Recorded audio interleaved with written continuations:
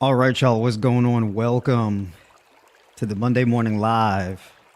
I'm not in the kitchen this morning because I didn't really have much meal prep to do. I kind of prepped in advance, right? Because, while I'm doing the meal prep and all of that kind of stuff, I'm thinking about like putting this here and putting that there and mixing all of these different ingredients, whatnot, you know? So it's a bit difficult to also focus on all of those things as well as explain a complex topic, right? So that's where I'm at. So y'all have my undivided attention this morning. All right. I think I saw you, Juju, in the chat. Right, you still in the voice chat? For those of you in the Tribe by Noir Discord, I am in the voice chat. Right, so you can jump on the mic. And those of you who are tribe members, also alternatively, you can jump in on Zoom and basically chime in on the mic if you have any questions or anything like that, or you need me to re-explain something, right? So we're getting a little interactive this morning. All right. And I guess for those of you, you probably driving to work, or maybe you're at work and kind of just listening on the sneak tip, right? So we got a little something for everybody. So appreciate everybody jumping in this morning. Put a one in the chat if y'all can hear me clearly, which I probably should have stated that at the top, but it's all good. What's going on, Kim Trinidad? Good morning. Alia, good morning. Mama in here, good morning. What's going on? Good to see y'all, everybody. Everybody, what's going on? All right. So, reversing chronic fatigue is what I'm going to start with, right? We got to talk about reversing chronic fatigue. And I'm not going to hold y'all too long, right? Because I still got to get my workout in. And I got to get started with the coaching calls this morning. I got quite a bit of talking and calls, coaching calls, consultations, and things to do this morning, right? So I got to be clear and concise and mindful of the time.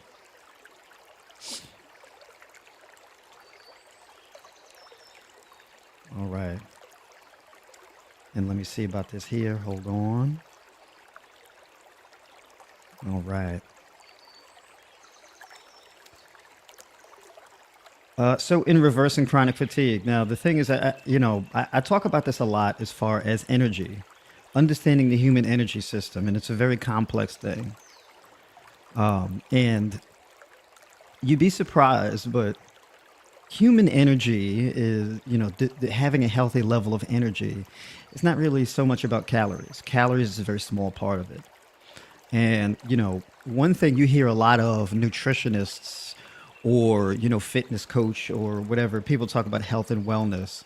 And a lot of the conversation revolves around like calories and protein, right? There's this obsession with calories and protein, right? And this kind of bugs me a little bit because this is a very oversimplified thing, right? So I do like these long live streams in order to explain a topic more thoroughly because it's not really that simple. There is a video I just saw this morning of somebody explaining the effects that sugar has on your kidneys. And, I want to do a video review of this, but that'll be coming up at some later time. But it's a prime example of what I'm talking about, right?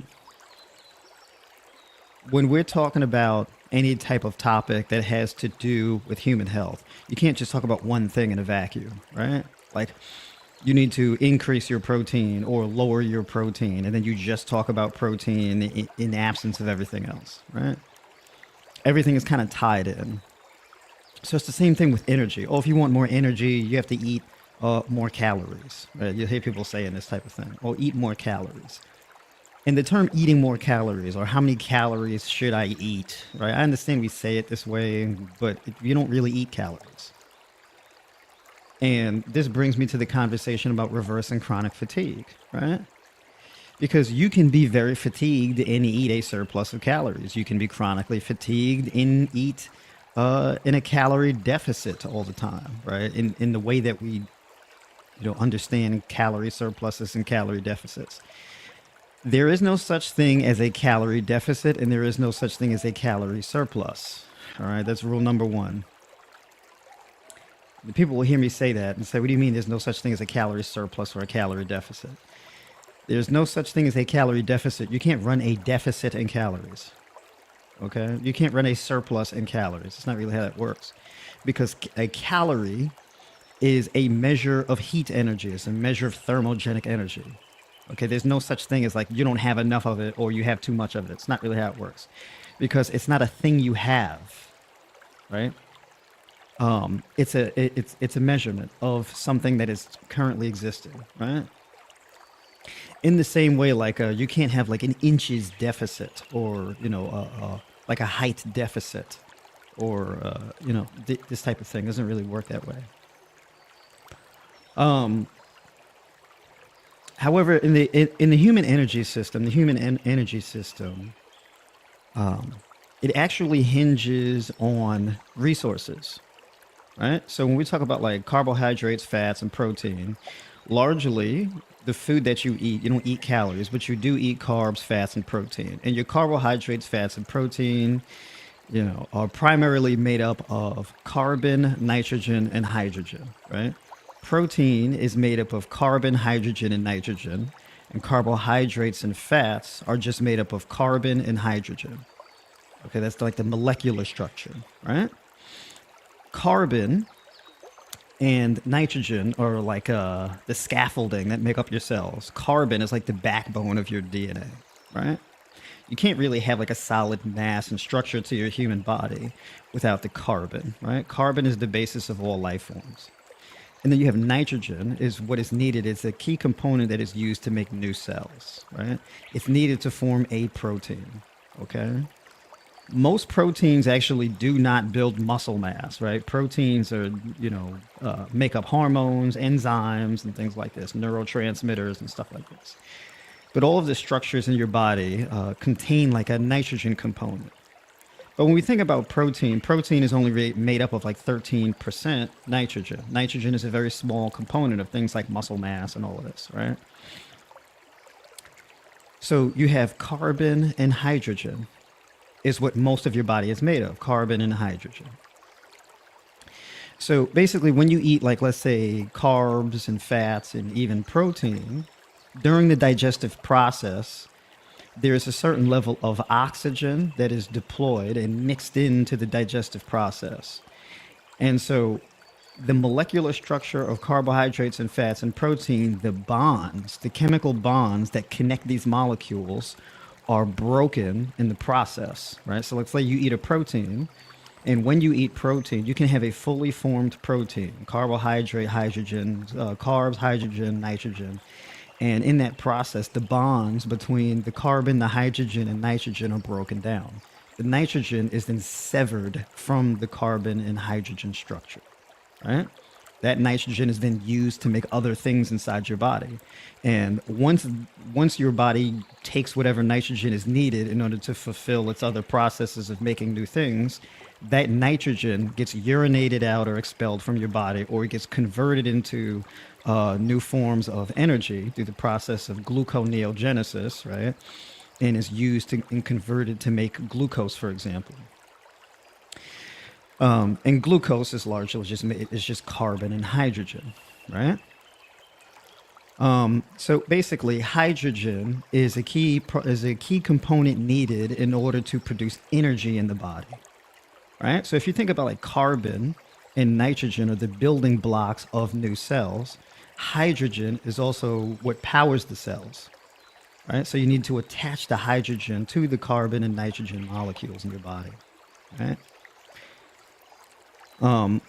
There's all of this formation and breaking down of things and conversion that happens in the body, right, between these molecules.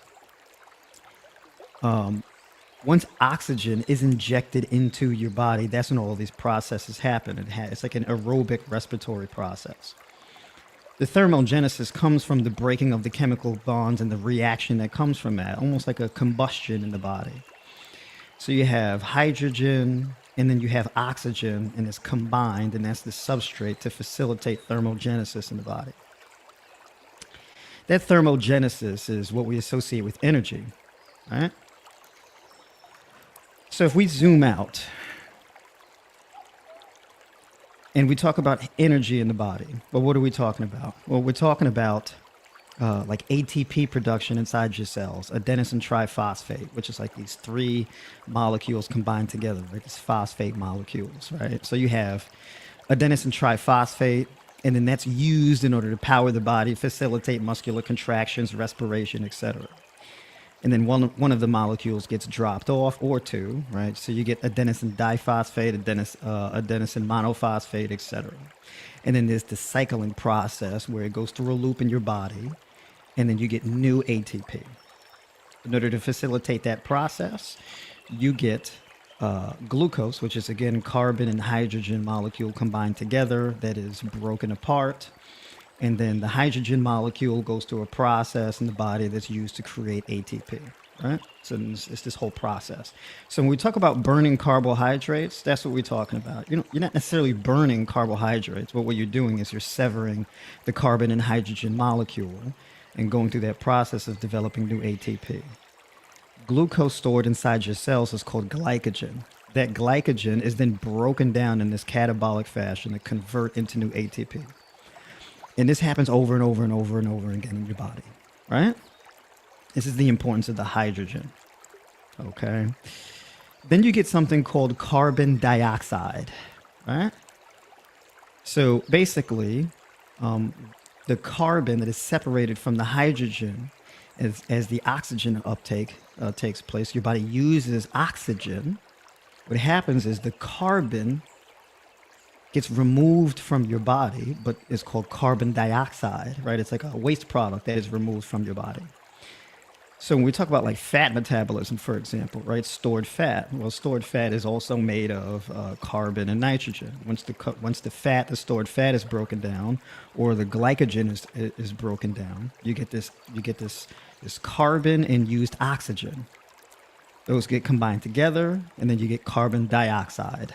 Right? And then that's exhaled out of your body. In order to remove the carbon dioxide from your body, you need new oxygen coming in. Right? Fair enough. None of this has to do with calories. Right? So if you eat, I don't know, a banana, right? Well, when your body is going through a metabolic process and using energy, is it using the banana, or is it using something from the food that you ate yesterday? Right? Is it using stored fat in your fat cells? Is it using glycogen in your liver? Is it using fat in your liver? What is it using muscle to power the energetic process?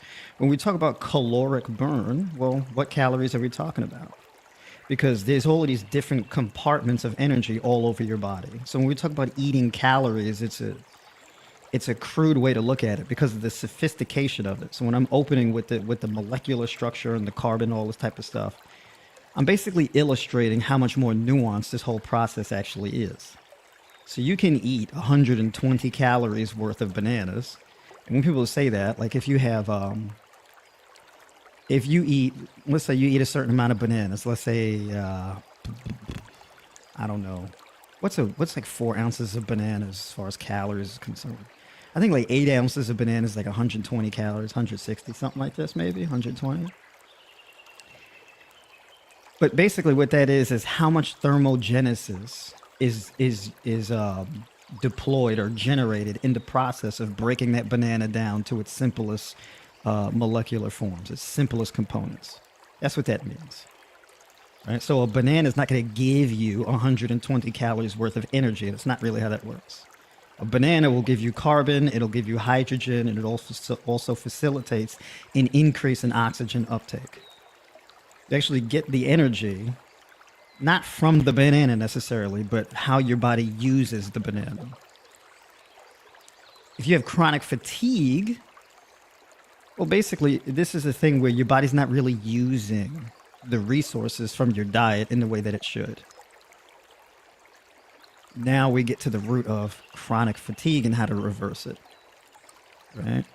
I basically explained all that other complicated stuff up front, not to really overwhelm you, but just to reframe how we view calories. It's more nuanced than that. Primarily, in order to reverse chronic fatigue, what we really have to do is improve the way that our body uses our food. We have to adequately leverage hydrogen and oxygen, right? Because that is the basis for thermogenesis, right? Generating heat energy, stimulating cellular respiration, right? And when I say cellular respiration, basically all of your cells breathe, right? All of our cells, in the same way we breathe in and out, and that's respiration, our cells do the exact same thing. The same way we sit down on the toilet or stand up over the toilet and remove waste from our body, your cells also do the same thing, right? Your cells be doing little poops and pees, right? So like within us is all these little tiny microorganisms, right? Cells, bacteria, etc., right? Now, the interesting thing too is the fact that when we talk about hydrogen, your gut bacteria also powers your body, right?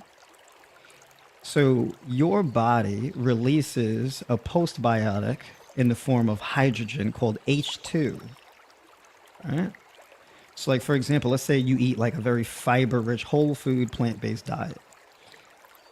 That fiber, people, when people say, oh, your body doesn't use fiber for energy, it's indigestible and all this is again a crude statement, it's not true. Do you use because fiber is actually like a carbohydrate, right?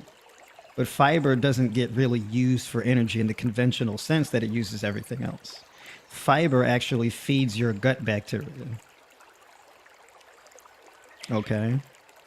So basically, your gut bacteria is like a vital organ that exists inside your body, primarily in your lower gut. Your gut bacteria will use that fiber and break down the carbon structures of the fiber, and that also gives you energy, right? And that gives you a large part of your energy. Your gut bacteria, in large part, determines how energetic you actually feel, how well you sleep, how well your brain functions, etc. Right? Your gut bacteria releases all types of what we call postbiotics, short chain fatty acids, folate, methylcobalamin that we call B12, all this type of stuff, vitamin K2, etc. So a lot of the times when people have chronic fatigue, it's largely because your gut bacteria is largely underfed and damaged, right? So you have to build your gut microbiome. That's number one, right? Number two, you're getting a surplus of carbon and nitrogen in your diet and not enough oxygen, right? And you need what's called H2O, right? So one hydrogen, two oxygen molecules to form water, right? So you need oxygen in order to facilitate that process. A big reason why I'm a big fan of a fruit-based diet is because a fruit-based diet largely helps to correct the imbalance that people have between carbon and nitrogen versus that H2O. Okay. Fruits on average are like 75 to 90% water. This is very important because in order to power your body, you need a great deal of hydrogen and oxygen. Right? So if you're eating a water-rich diet, you get this surplus of hydrogen and oxygen, right? So for every one molecule of hydrogen, you get two molecules of oxygen. If you want to have a brain that functions on a higher level, you want more mental focus, you want better brain chemistry, you want greater fat metabolism and all of this stuff. Yeah, increasing the carbohydrates in your diet, that's important also, but increasing hydration, I'm always talking about hydration. I'm not talking about drinking water. It's not what I'm talking about. Because you can have an imbalance where you're drinking a ton of water and you're actually flushing a lot of the micronutrients out of your body, right? You can be losing a lot of your potassium, sodium, and magnesium out of your body because when you're drinking a lot of water, you're doing a lot of frequent urination and you're washing out these vital electrolytes. And that can actually do more harm than good, right? You want to eat your water largely, okay? So it's a matter of creating a balance, is what I'm talking about, right?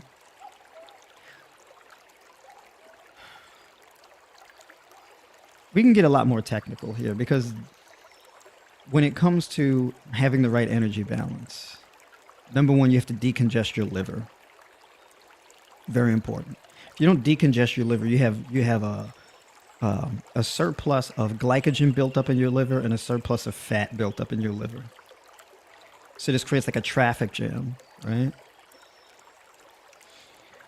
Because what happens is if your liver is packed, you get a surplus of lipids, which is fat, built up in your blood, and you get a surplus of glucose built up in your blood, right? And then when your liver is packed, your liver often responds by secreting more triglycerides and creating more cholesterol, right? So you can have high triglycerides and high cholesterol.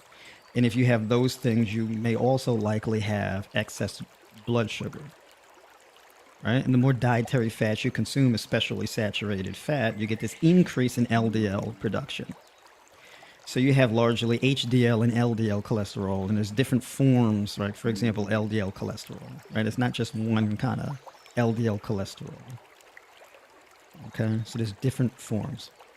But basically, HDL, most people cap out at HDL, which is high density lipids, at around like 60. And when it comes to LDL, which is low density lipids, you can go up into the hundreds. So it's this unregulated thing, right? HDL is a lot more heavily regulated. LDL is not. But LDL is very predisposed to oxidation. And when you get a high level of LDL oxidation, this increases your risk of calcification, plaque buildup, etc. Right? So high cholesterol in and of itself is not a problem. You need other inflammatory markers in order to make it a problem. High C-reactive protein, endothelial damage, artery calcification, and excess calcium, excess sodium built up in the body, etc. Right? So if you're freaked out about having high cholesterol, it's important to understand that. Right? It's also important to understand that before taking something like a statin or other blood pressure medications that often do more harm than good. So decongesting your liver, you can do this in two options. You can significantly reduce the amount of dietary fat, mainly saturated fat in your body, and you can bring down your protein intake to the point where dietary fat is like in between 15 and 10% of your macros, and having protein that is in between, like, let's say 10 and 16% of your macros, and the rest coming from carbohydrates, with carbohydrate sources predominantly coming from water-based fruits. Right? Simple enough. Or you can do it through fasting. Right? You can do intermittent fasting, which is a lot more sustainable, but takes a longer time to clear your liver. You can do alternate day fasting, where your fasts are anywhere from 24 to 36 hours, right? And then you can do an even more aggressive form of fasting with rolling fasts. So you can fast for 3 days straight and then eat for 4 days straight, rinse and repeat. You can do that for 8 weeks, 12 weeks, etc. It's an intense way to fast, but it's highly effective. It's a lot more risky, but there's a lot more upside if you do it right. Alternate day fasting, you can fast for 24 to 36 hours. So basically 2 to 3 days out of the week, where let's say you can fast Tuesday and Thursday, or you can fast Tuesday, Thursday, Saturday, for example. And your fast can be anywhere from 24 to 36 hours. And then on your eating days, you eat in a surplus with largely a carbohydrate dominant diet, but you can have higher dietary fats, upwards of like 20, even 30%, depending on how raw your diet is. So these are some options to leverage fasting and like a high raw or even fully raw diet to detox your liver. Okay. Or you can just spend the next 12 weeks eating a diet that's like 90, 95% fruit, or even 100% fruit. Right? So you're just eating grapes, watermelon, kiwi, citrus fruits, apples, and things like that pretty much all day. And then you can have like avocado, nuts and seeds, and leafy greens and whatnot in the day also. It's like a big salad, right? And it's very important, though. The reason why I specify the avocado and the nuts and seeds and things like that is because you get a lot of your zinc and selenium and magnesium and things like that from the avocado, nuts, and seeds, right? So I had to specify that. You get a lot of your omega-3 essential fatty acids and whatnot from that as well. Yes, OMAD. That's another option. One meal a day. Right? But in any case, so these are your options, right? A fruit-based diet probably has the least amount of downside because you're not depriving your body of resources necessarily. So, a fruit-based diet where you're eating like even 95 or 100% fruit could be regarded as a fast. Right? You're flooding your body with water and glucose, basically. And you can decongest your liver that way. Then there are kidney issues. If you have kidney damage, you have low kidney filtration, low EGFR, right? From kidney disease, stage 1, stage 2, even stage 3. You can have extreme fatigue from kidney damage, right? A fruit-based diet will probably be the safest option for you at that point. If you have concerns about potassium, oh, well, what about, getting too much potassium from eating all the fruit? The potassium only becomes a problem for kidney disease if you're in a dehydrated state. Okay? If you're getting your potassium largely from water-rich foods, the water balances out the potassium.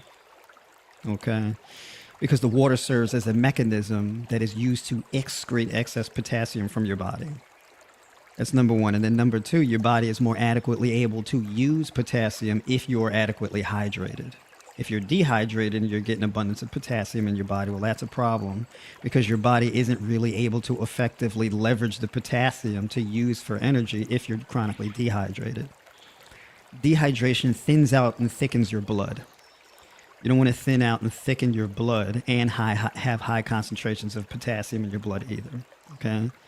That can really damage your kidneys. Most kidney disease actually comes from chronic dehydration. Also, we can't talk about potassium in a vacuum without also talking about magnesium because magnesium serves as a regulatory tool against excess potassium. Okay? Magnesium, in large part, is a transportation mechanism. Okay? So it can help that potassium get to where it needs to go. So magnesium is largely responsible for transporting water, transporting other minerals like calcium, for example.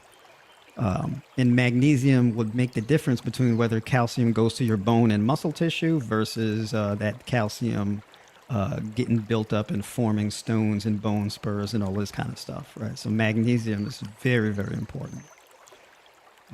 Another major driver of chronic illness and chronic fatigue is the lack of magnesium. Okay. Then there's another thing. When we talk about vital organs, we also have to talk about the HPA axis, the hypothalamus, pituitary, and adrenal glands. Okay, so these three organs work together in a cyclical fashion, and this determines your energy balance largely, right? These organs are directly connected to your C and T spine. All right. So when we talk about your human energy system, you have kind of two sectors of your human energy system. You have the energy system that is in your gut, right? And that's connected to your lumbar spine. That's your gut microbiome and all that. And then you have the energy system that's connected to your C and T spine. That's going to be your liver and your HPA axis, right? Your hypothalamus, pituitary, and adrenal glands. And this governs like thyroid hormone and things like this, right? Thyroid function. Okay. The balance of T3, T4, TSH, this is largely governed by your HPA axis. Okay. And this is very interesting because now when it comes to this balance, it's a little bit more nuanced. the building blocks in order to balance and increase the right amounts of the necessary hormones that govern this process. So things like adrenaline, cortisol, T3, T4, aldosterone, right? All these different hormones, even things like testosterone, estrogen. The building blocks of these hormones are going to be things like magnesium, zinc, selenium, chromium, vitamin D, which people often have a deficiency in. The top deficiencies that people have when it comes to these things are magnesium deficiency. It's like probably number one. It's the one I've seen the most. Vitamin D. That's another major one. Probably magnesium and vitamin D are the top deficiencies, right? If you've been like a high raw, or well, I'd probably say more so a fully raw fruitarian, zinc deficiency.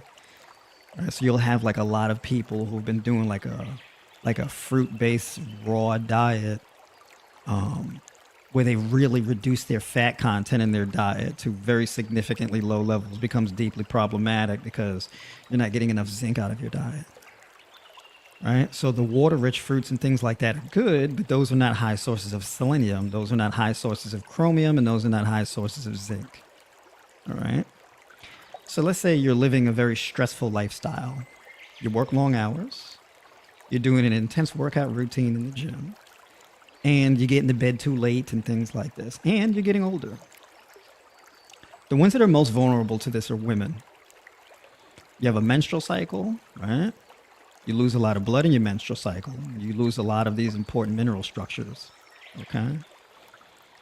If you combine a consistent menstrual cycle with a diet that is low in these different minerals, this can cause you to have things like adrenal insufficiency. How does this play out? This plays out in a way of, look, cost of living is increasing. Rent is high. Mortgage rates are high. Inflation in the grocery store, right? High car insurance, health insurance, etc. Maybe you have kids, you're married, you have responsibility, right? You have a history of struggling to lose weight, metabolic issues, things like this. And so you're like, you know what? I'm going to go on this fruit-based diet, and I'm going to do an hour of cardio a day. I'm going to go in the gym and do resistance training for an hour a day or something like this because I want to lose the weight and I want to build muscle. Right? I want to get on a fitness journey. So you have this diet that's really strict, right? And you have this exercise routine that's very intense, and you're stacking that on top of all of the other underlying stressors. And then you're going to bed late, you're waking up really early for work, things like this. You do this for long enough, you collapse your progesterone levels and drive yourself into an early menopause. You can go in the opposite direction, whereas you can have like a low carb, high protein diet. And when you do that, you have chronic dehydration, you have excess nitrogen in your blood, which makes your kidneys and adrenal glands work harder. And so you burn out your adrenal glands this way, right? The lack of glucose makes it harder to build muscle, causes your adrenal glands to be firing hardcore 24/7. Excess levels of glucagon, it makes you insulin resistant because the carbohydrates are so low. This collapse your progesterone levels also drives you into an early menopause, right? So you have like people who follow like a raw or really high carb, low fat diet. We're talking about like fat down to like 5% of the macros, protein like 10%, maybe even less, right? Where you lean into this diet that's like very hardcore in one direction or the other, right? So it could be really high protein, high fat, or really high carbohydrates and low everything else.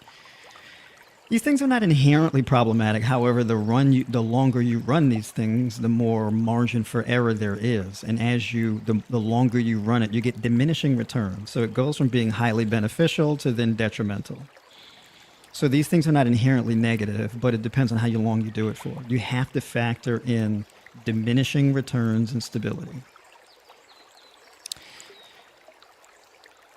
I'm a big fan of a raw diet, especially like a fully raw diet. The more raw your diet is, the higher your capacity for eating dietary fats becomes. The reason why is because in a raw diet, you're not cooking the fats, which means you're not oxidizing them and causing them to have these inflammatory elements to them. So you're getting like your best fat sources. You're getting your fat from coconut. Getting it from avocado. You're getting it from nuts and seeds, things like this, right? So if you eat like a raw diet where you got dietary fats upwards of like 25 to 30% of your macros, you get an abundance of omega-3 essential fatty acids, zinc, magnesium, selenium, chromium, iron, things like this, right? This goes a long way towards filling your adrenal glands, right, and fixing your adrenal issues and thyroid issues. Okay. However, if you're eating, let's say, high protein, high fat from cooked meals, it's a bit different, right? Because the cooking process is a bit corrosive. You can run into issues where, let's say, you're insulin resistant, and you're eating cooked foods. Maybe you're eating things from an air fryer, things like this. Protein in the air fryer, fats in the air fryer, right? Sweet potato fries, or you want to be more healthy, so you do butternut squash fries, or whatever the case is. And you use a little bit of cooking oil and things like this. You can incidentally be increasing the amount of advanced glycation end products in your body. Okay, and this can be raising inflammation that can blow up on you in a variety of ways, causing you metabolic issues. You remove the cooking, this significantly reduces advanced glycation products, pretty much just inhibiting these things from even really forming in your body. So you can eat your fats more consequence-free, especially when you combine your fats with leafy green vegetables. And the leafy greens, specifically too, like your tender leafy greens, which are very abundant in chlorophyll, which is a detoxification mechanism, and also a good source of insoluble dietary fiber that largely helps to build your gut microbiome and increase postbiotics.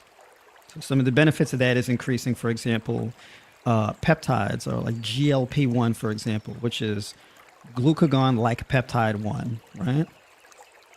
So you get more of a synthesis of that in your gut, and this largely works the same way like Ozempic does.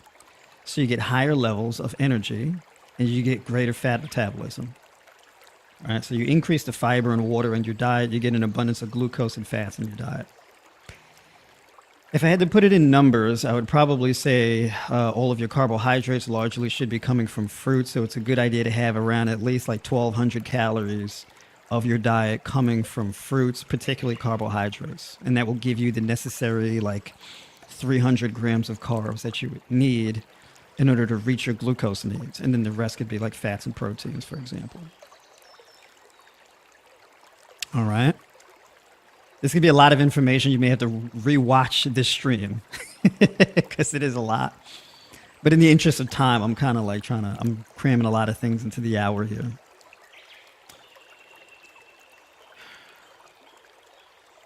Getting a little bit more granular, right? Going back to the HPA axis. And this is the thing a lot of people struggle with. Your adrenal glands make up a large portion of your energy system in your body. In order for your thyroid to function, your adrenal glands have to kick in. In order for your kidneys to function, your adrenal glands have to kick in. Right? In order for you to detox your liver, your adrenal glands have to kick in. So your adrenal glands are at the root of what powers all of these different processes. So you really need to protect your adrenal health. So things you want to consider is having an abundance of magnesium in your diet, which I would say you should at least be getting 420 milligrams of magnesium a day. That's the bare minimum, but you can get a lot more than that. I mean, you can get 500-600 milligrams, 800. You can get pretty high. You primarily get there through supplementation and eating in abundance. Okay, so I would recommend that if you have these adrenal issues, you're kind of worn out with your adrenal glands, you definitely need to increase your carbohydrate intake, improve your insulin sensitivity, eat in abundance. I wouldn't advise for any adult to be eating less than 2,000 calories a day. Okay. As far as supplementation is concerned, let's say increasing your carbohydrates, you're having some blood sugar issues, it's probably because you need some chromium undergirding it. So it'd be a good idea to supplement with 500 micrograms of chromium per day. Okay, typically early in the morning in a fasted state. So that's a good way to really deal with the blood sugar level issues, and you get that chromium, which is also needed for better insulin synthesis and secretion in the pancreas. Zinc, right? If you've been on a low protein diet for a really long time, you're probably a little deficient in zinc. So as far as your diet is concerned, you should be getting at least 8 milligrams of zinc per day as a woman, and as a man, at least 13 milligrams of zinc per day. At least 11, but I would say 13 just to be on the safe side. You can also supplement with zinc. Women, you could do fine supplementing with 15 to 30 milligrams of, like, let's say, zinc picolinate during the day. You can supplement with the zinc on an empty stomach along with the chromium, and you can also supplement with the zinc at night and pair it with magnesium glycinate, for example. Um, Zinc, a lot of your zinc is stored in your pancreas, and zinc is essential to insulin secretion and synthesis, right? So if you're running a bit of a deficit in your zinc, you're more prone to infections, getting sick, excess blood sugar levels, things like this. Okay, so something to keep in mind. And also, if you're deficient in zinc, it can be very difficult to improve strength and build muscle mass, as well as maintain bone density. Okay, so I would probably say a good place to start is supplementation with 15 milligrams of zinc per day, zinc picolinate specifically. And then for the chromium, it would be chromium picolinate. That's typically the one that I would use.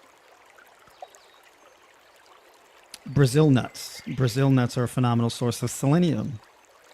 Okay, so I would probably say an ounce of Brazil nuts per day is a good place to start. And that has extremely positive effects for thyroid function and balancing out your HPA axis, right? For women, this is really important. Okay, so hypothyroidism, Hashimoto's, Graves' disease, things like this, right? You may want to consider introducing them Brazil nuts.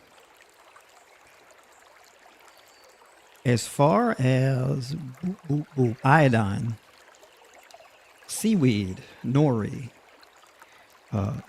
using that as like a snack, especially in a raw diet. And you can have the seaweed, and you can eat that along with carrots and cucumber and things like that, and make little nori wraps, right?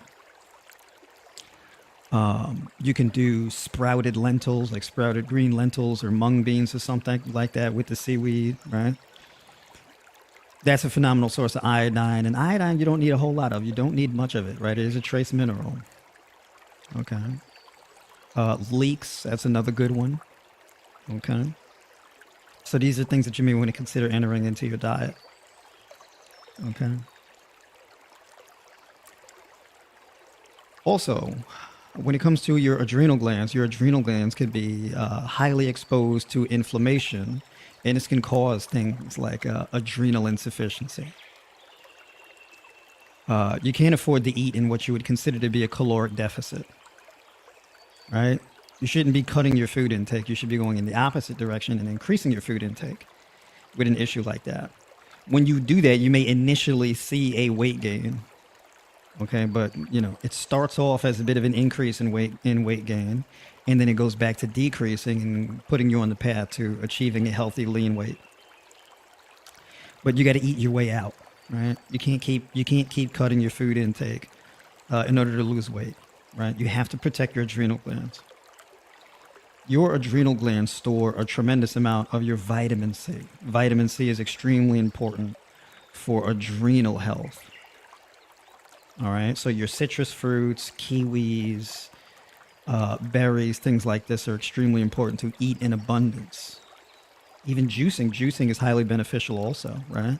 It's because, let's say, look, you're eating a lot of food, the fiber is kind of filling, it's hard to get in all the food, you may want to consider juicing.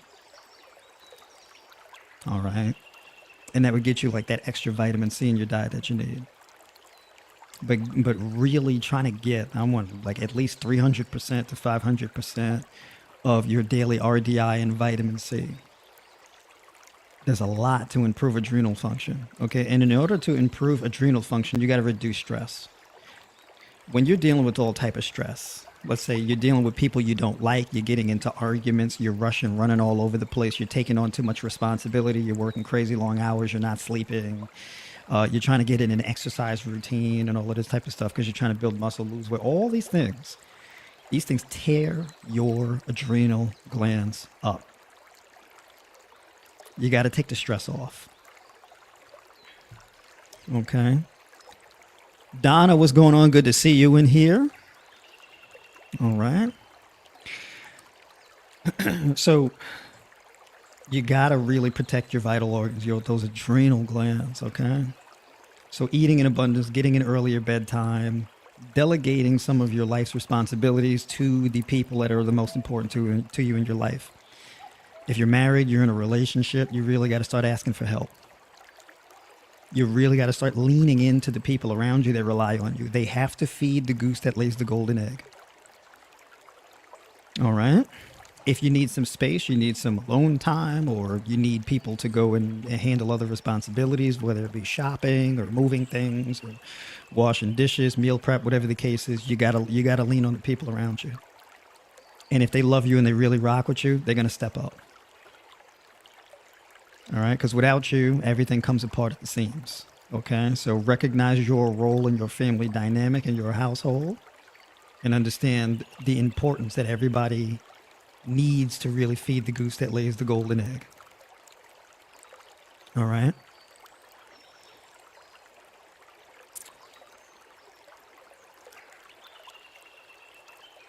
Other forms of supplementation to consider. Supplementation with DHA. Let's say you've been having some massive hormonal issues.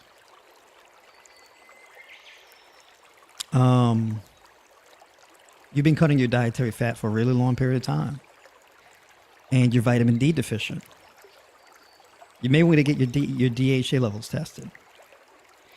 Supplementation with DHA could be a good idea. Supplementation with DHEA could be a good idea. DHEA is also a very important hormone that your adrenal glands produce. You may be running a deficiency of this if you have adrenal insufficiency. However, I would go more so of the natural route first. So vitamin D supplementation, a minimum of 5,000 IUs of vitamin D3 per day, but you can even go upwards of 10,000 IUs a day. Usually, if you get your vitamin D levels up, that will correct your EPA and DHA balance. That will correct your DHEA balance, all of your adrenal hormone, thyroid, all that. Vitamin D is extremely important. Okay, it's not really so much of a vitamin; it's more of a steroidal hormone that really insulates you and protects you or mitigates the damage of stress. So number one is going to be spending a lot more time outside, specifically during the daytime at peak sun, maximizing sun exposure. All right. And then supplementation with vitamin D. You can also throw in foods that also naturally have vitamin D3. Well, I say vitamin D2 in regards to mushrooms, right? Mushrooms actually synthesize their own vitamin D. Algae, right? You could do like an algae-based supplement also for vitamin D3. And fortified plant-based milks, things like this. But that vitamin D, oh man, let me tell you something. Vitamin D is actually a very, very common deficiency that people have. One thing that's also very important to know is that if you're going to supplement with vitamin D, you should also be supplementing with magnesium. You have to pair the two together. You may not, probably not have to, but it would be highly beneficial and the safest route to do so. And the reason why is because in order for your body to synthesize vitamin D, right, which is, D25 hydroxy, right, that's the form that our bodies actually use. It's made in the liver. Magnesium gets used as a currency in order to facilitate that process. Magnesium is a currency that it plays a central role at pretty much every hormonal and enzymatic process in the human body. Right. So when you're trying to like reverse any kind of chronic or metabolic issue, supplementation with magnesium is pretty much always a brilliant idea. All right.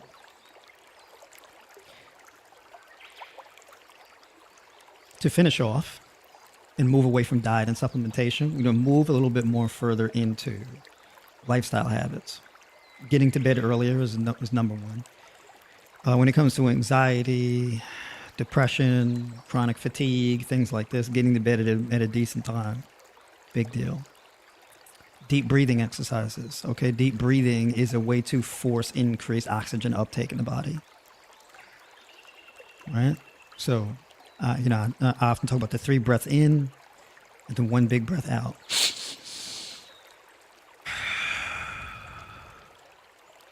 In through the nose 3 times, filling the chest. Slow exhale. 5 minutes a day. Meditation, 15 minutes a day. Early bedtime. Decreasing or removing your exposure to bright lights at least an hour and a half to 2 hours before bed.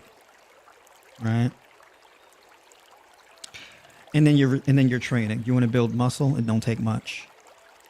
If you're training 3 hours a day, 5 hours a day, please stop. I mean, 3 hours a week, 5 hours a week, please stop. You're already fatigued. The question on your mind should be, what is the least amount of work that I can do to build muscle and strength? What's the least amount?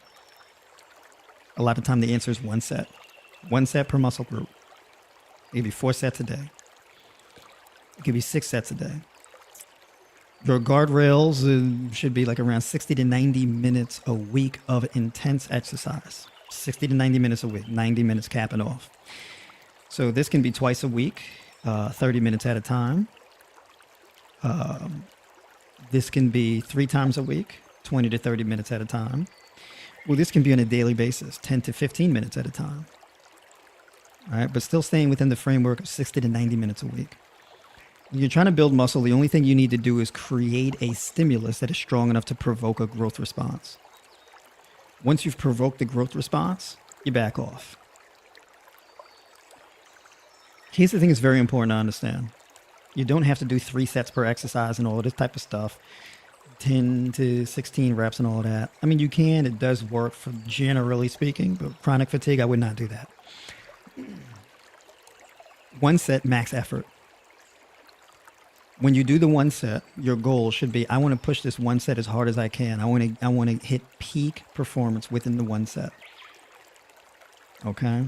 So whatever muscle that I'm training in that particular exercise for that 1 set, I want to take it all the way to the last stop, right? 100% effort. Understand your second set will never outperform your first set. Never. So if you hit 10 reps in your first set with the max effort, you're not going to be able to hit 11 or 12 in the second. It's not happening. The only way that happens is because you didn't push it that hard in the first set. If you push it hard enough in the first set, your second set will never be able to outperform your first set. So every set that you do after that first set, your training performance is going to decline. Why are you doing more sets when you know that your performance is declining the more you do it? If your performance is declining the more you do it, that means that the stimulus needed to grow muscle is also declining. Because the fatigue is already set in. You've burnt through a lot of those energy stores. Stop. End on a high note and leave it at that. The only reason you would do another set is because the next set after would outperform the first set or the set prior. Right? Additional sets are just attempts. They're just opportunities to perform at a higher level. Think about like weightlifting competitions. You're doing a weightlifting competition, you have 3 attempts.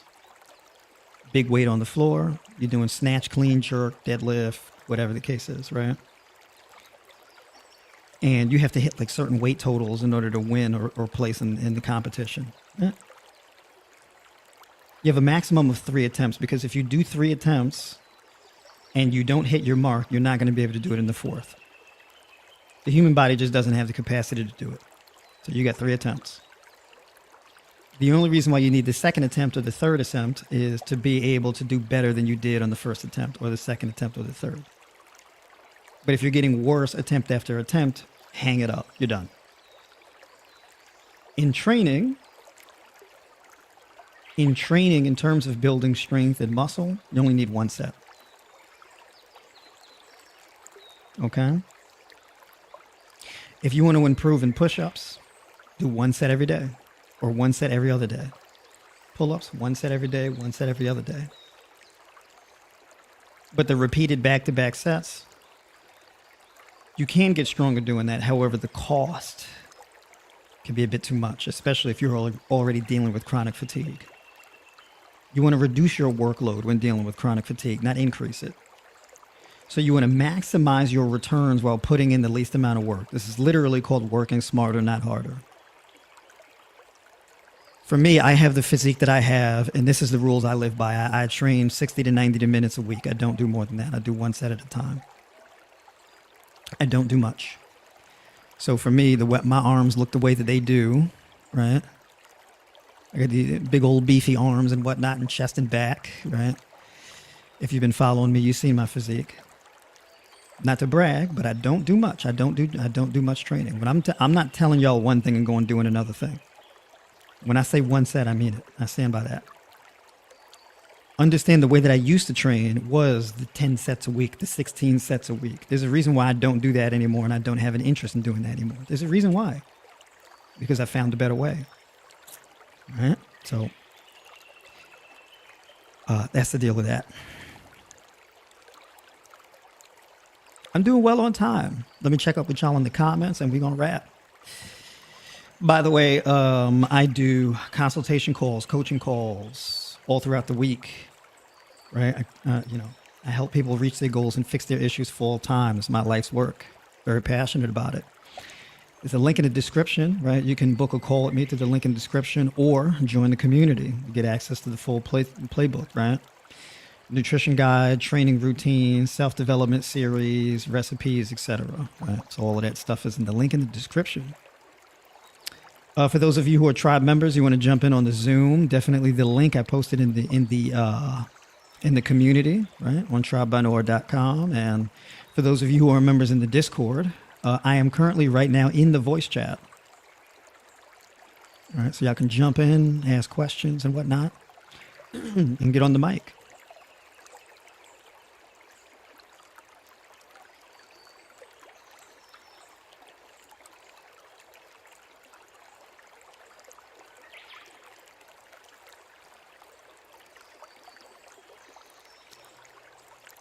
Let's see what we got here. Uh-oh. Is it hard for me to sleep, not meditating enough, stop deep breathing at bedtime? I'm telling you, you got to keep up with these lifestyle practices. Anything you can do to improve oxygen uptake and hydration. Those are some of the best things that you can do to improve your energy level. All right. That stuff, I'm telling you, that stuff is a big, big deal. Oh, look at that. You can put QR codes up on here. That's cool. And remember that.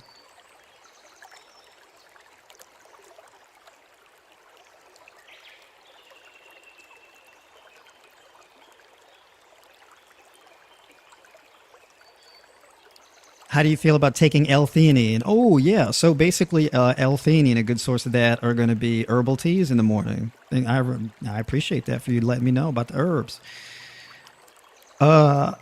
So herbal teas in the morning to really help with chronic fatigue. Matcha tea is probably at the top of my list. Okay. Matcha tea is absolutely phenomenal. Matcha tea, ginkgo biloba, ginseng, oolong tea. Those are my top for L-theanine.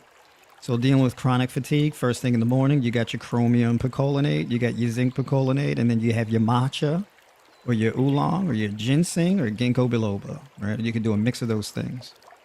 Big deal. Good high concentrations of L-theanine.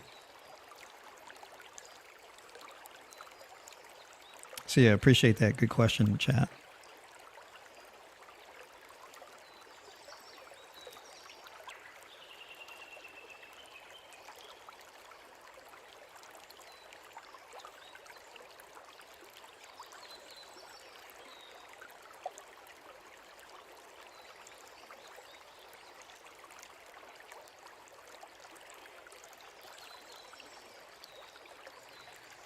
All right, y'all. Well, fair enough. Appreciate everybody for tuning in. Dropped a lot of gems today. This was a heavy one. Right? I got through a lot of technical stuff here on the stream. But yeah, we do this every Monday morning, 9 a.m. Eastern. And then for those of you who are tribe members, we got the group coaching call at 7 p.m. Eastern Thursday night. And I'm probably going to be going over, well, actually, it looks like I'm going to be doing shoulder mobility and shoulder strength. Okay. And neck health. I'm going to be doing that Thursday, 7 p.m. Eastern. All right. So definitely you can join the tribe, become a tribe community member. You get access to the group coaching calls. All right. Every Thursday, 7 p.m. Eastern. I would like to add in another time also. So I'm still sorting out the time for that. You say yes, please. There we go. Yeah, the shoulder mobility, shoulder strength, and neck health thing. Yeah, so we're going to be doing that for sure. All right, fair enough. Appreciate everybody for tuning in. Much love to y'all. And I'll catch y'all on the next one. Stay locked in, stay focused, and disciplined. Talk to you soon.